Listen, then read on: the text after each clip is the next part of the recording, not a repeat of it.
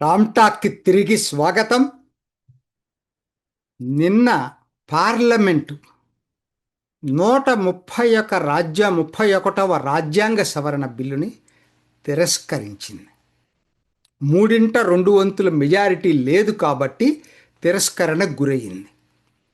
అంటే అర్థం ఏంటి? 106వ రాజ్యాంగ సవరణ ఏదైతే ఉందో, మహిళా రిజర్వేషన్ బిల్లుని ఆమోదించినటువంటి రాజ్యాంగ సవరణ, అది ఫోర్స్లోనే ఉంటుంది. దానికి సవరణలు లేవు. అంటే అర్థం ఏంటి? ఇంకొంచెం డీప్గా దీన్ని స్టడీ చేయాల్సినటువంటి అవసరం ఉంది. అంటే ఏమి లేదు, 2026 తర్వాత పబ్లిష్ అయ్యేటువంటి సెన్సస్, అంటే ఇప్పుడు జరిగేదే 2027 మార్చి 1 తేదీతోనే పబ్లిష్ అవుతుంది. ఇది ఈ సెన్సస్ అయిపోయిన తర్వాత డీలిమిటేషన్ కమిషన్ వేసి, అదిచ్చే డీలిమిటేషన్ కమిషన్ రిపోర్ట్ వచ్చిన తర్వాత మహిళా రిజర్వేషన్లు అమలు చేయాలనేది 106వ రాజ్యాంగ సవరణ 2023లో జరిగింది. ఇప్పుడు అర్థమైంది కదా?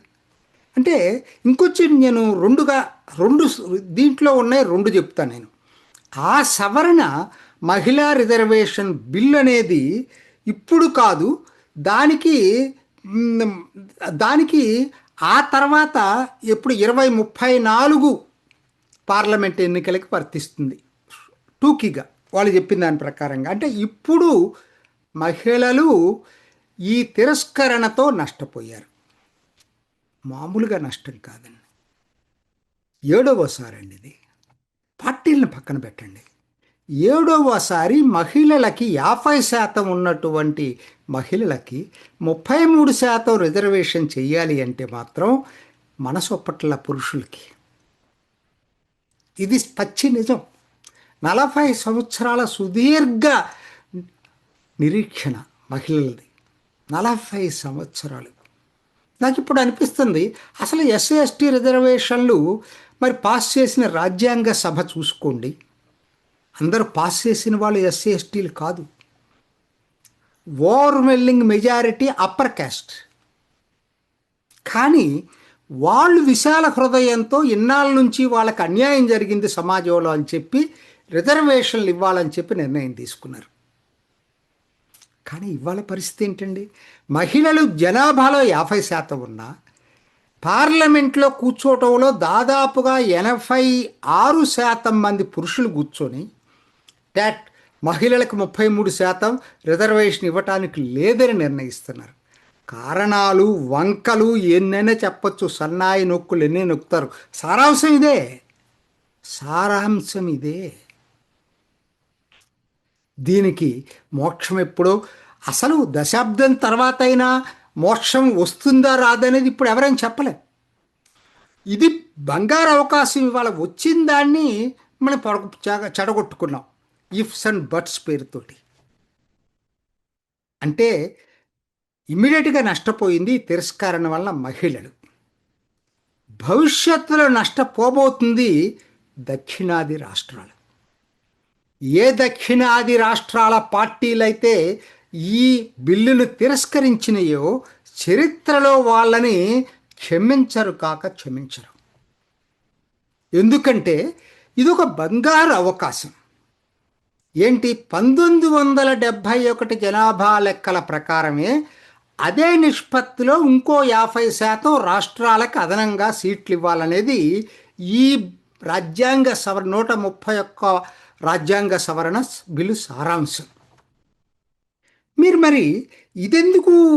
దీంట్లో ఏంటో ఫెడరల్ స్ట్రక్చరు నాశనమైపోతుందట, ఏదో మోడీ పెద్ద కుట్ర పన్నాడట అని మీరు అడిగారు. చివరికి క్లారిటీ లేదంటే నేను ఒప్పుకుంటాను. క్లారిటీ కోసం ఏం చెప్పారు? స్పీకరు డైరెక్ట్గా మధ్యవర్తిత్వం వహించి ఏం చెప్పాడు? మీకు క్లారిటీ కోసం 50% అదనపు సీట్లు రాష్ట్రాల వారీగా 50% అదనపు సీట్లు ఇదే మోతాదులో ఇస్తాము అని చెప్పి మీరు ఒప్పుకుంటారని అమిత్ షాని అడిగాడు. 1 గంట నేను ఆపుతాను పార్లమెంట్ని అని చెప్పి అమిత్ షా ఇమ్మీడియట్గా నేను ఒప్పుకుంటాను, ఐఎమ్ ఓకే ఫర్ ఇట్ అని చెప్పాడు. ఎందుకు ప్రతిపక్షాలు మౌనంగా ఉన్నాయి? దీన్ని బట్టి వాళ్ళ ఉద్దేశం అర్థమైపోతుంది కదా. వాళ్ళ ఉద్దేశం ఇవన్నీ వంకలు, అసలు వ్యతిరేకించాలని చెప్పి ఏదైనా గుడ్డిగా వ్యతిరేకించాలని నిర్ణయించుకున్నారు. చరిత్ర క్షమించదు కాక క్షమించదు. మరి ఇప్పుడు ఆటోమేటిక్గా ఏమవుతుంది, ఇప్పుడు నువ్వేం చేయాల్సిన పనిలే. 106వ రాజ్యాంగ సవరణ ఏదైతే ఉందో అది ఆటోమేటిక్గా అప్లై అవుతుంది. ఆటోమేటిక్గా అంటే నెక్స్ట్ జరగబోయేటువంటి నియోజకవర్గాల పెంపు డీలిమిటేషన్ కమిషన్ చేయబోయేది 2027 జనాభా లెక్కల ఆధారంగా జరుగుతుంది. ఎవరు సంతోషపడతారండి? మీరు చెప్పిన జనాభా పెరిగిన ఉత్తరాది రాష్ట్రాలు సంతోషపడతాయి. జనాభా నియంత్రించిన దక్షిణాది రాష్ట్రాలకు సంతోషం ఉండదు దీంట్లో. అంటే భవిష్యత్తు 106వ రాజ్యాంగ సవరణ నెత్తి మీద కొంపటిలాగా వేలాడుతుంది దక్షిణాది రాష్ట్రాలకి. గమ్మత్తేం తెలుసా? ఈ బిల్లుని ఆమోదించిన అన్ని పార్టీలు కలిసి, దక్షిణాది రాష్ట్రాల పార్టీలు అనుకున్న డిఎంకే ఉంది, అన్నా డిఎంకే ఉంది, కాంగ్రెస్, దక్షిణాది రాష్ట్రాల తరఫున మాట్లాడుతున్నాను అనుకుంటున్నటువంటి కాంగ్రెస్ అన్నీ ఆమోదించిన బిల్లు ఇది గనక అమల్లోకి వచ్చేటట్టయితే నష్టపోయేది పూర్తిగా దక్షిణాది రాష్ట్రాలు. ఇప్పుడు చెప్పండి, ఈ రాజ్యాంగ సవరణ బిల్లును తిరస్కరించటం వీళ్ళ స్వార్థం కోసం కాదా? చాలా దారుణం. సరే, ఈ విషయంలో నేను మోడీని కూడా బాధ్యత వహించాలని చెప్పి నేను అనుకుంటున్నా. ఎందుకనంటే తను కూడా కాంగ్రెస్ నైజం తెలిసి ముందుగా గ్రౌండ్ వర్క్ చేసుకోకుండా ఇలా అరకొరగా పెట్టడం అనేది ఖచ్చితంగా మోడీ వ్యూహాల్లో అదొక బ్లండర్ నా దృష్టిలో. కాంగ్రెస్ నైజం తెలియదా మోడీకి? మాట్లాడి ఉండాల్సింది. లేదంటే ఎలా పెడతారు మీరు? అంటే ఆయనకు ఒక ధీమా ఉంది. 2023 మహిళా బిల్లు యాక్సెప్ట్ చేశారు కాబట్టి మహిళలకు వ్యతిరేకంగా కాంగ్రెస్ పార్టీ కూడా అల్టిమేట్గా ఒప్పుకుంటుంది బిల్లు అనేటువంటి ధీమా, అతి ధీమా మోడీకి ఉంది. కానీ ఇది రాజకీయ కుట్ర చేస్తున్నారనేది ఆయన గ్రహించలేకపోయాడు. రెండోది ఏంటంటే బిల్లులో ఇంకా స్పష్టత ఆ రోజే ఇచ్చి ఉండాల్సింది. ఈ 50% రాష్ట్రాలకు అదనంగా అనేది ఆ బిల్లు పెట్టిన రోజే కనుక దీంట్లో స్పష్టత ఉన్నట్టయితే అసలు మాట్లాడటానికి అవకాశమే, స్కోప్ ఉండేది కాదు ప్రతిపక్షాలకి. అది కూడా మోడీ చేసిన తప్పుల్లో ఒకటి. నా దృష్టిలో బాధ్యత వహించాల్సింది మోడీ కూడా దీనికి బాధ్యత వహించాల్సిన అవసరం ఉంది. సరే, అయిపోయింది, అయితే అయిపోయింది. ఇంకా ఎవరు దీన్ని మార్చలేరు. రాజకీయ ప్రచారాలు చేసుకోవచ్చు, ఎవరికి కావాల్సింది వాళ్ళది. ఖచ్చితంగా మోడీ దీన్ని తన రాజకీయ ప్రయోజనం కోసం ప్రచారంలో ఉపయోగించుకుంటాడు. దాంట్లో తప్పని కూడా అనలేను నేను. ఎందుకంటే ఎవరికి అవకాశం దొరికితే వాళ్ళు ఉపయోగించుకుంటారు. కానీ నా పాయింట్ ఏంటంటే నిజంగా ఏమాత్రం రాజకీయ చాణక్యంతో ఆలోచించేటట్టయితే మోడీ కానీ బీజేపీ కానీ చెయ్యాల్సిందేంటి? ఇప్పుడు అయిపోయిన దాని గురించి విచారించే బదులు చెయ్యాల్సింది ఏంటంటే డీలిమిటేషన్ కమిషన్ 543 నియోజకవర్గాలతోనే డీలిమిటేషన్ కమిషను పార్లమెంట్లో ఆమోదించుకోవాల్సినటువంటి అవసరం ఉంది. ఎందుకు? అది కూడా నేను చెప్తా. ఎందుకనంటే ఇవాళ అర్బన్ నియోజకవర్గాల్లోనే జనాభా విపరీతంగా పెరిగింది. ఆలోచించండి. అర్బన్ నియోజకవర్గాలు 2011 జనాభా లెక్కల ప్రకారం గనక పునర్విభజన చేసేటట్టయితే మరిన్ని పట్టణ నియోజకవర్గాలు వస్తాయి, అర్బన్ లోడెడ్ నియోజకవర్గాలు వస్తాయి. అర్బన్ లోడెడ్ నియోజకవర్గాలు ఎప్పుడైతే ఏర్పడతాయో అప్పుడు బీజేపీకి అడ్వాంటేజ్ ఉంటుంది. ఉదాహరణకి మల్కాజ్గిరి 40 లక్షల పైన ఉందండి.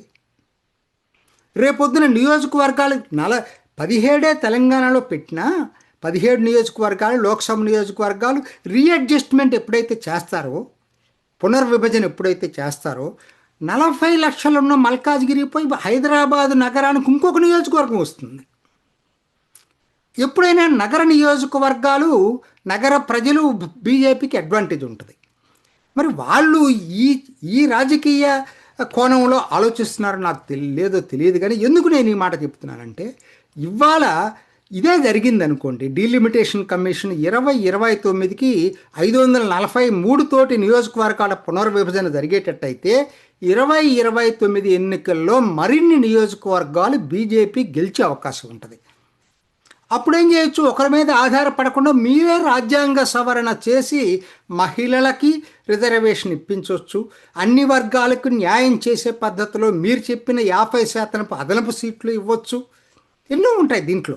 సో కాబట్టి మీరు చేయాల్సింది ఇప్పుడు ఏంటంటే, డీలిమిటేషన్ కమిషన్ 543 నియోజకవర్గాలతోటి ఏర్పాటు చేయాల్సినటువంటి అవసరం ఉంది.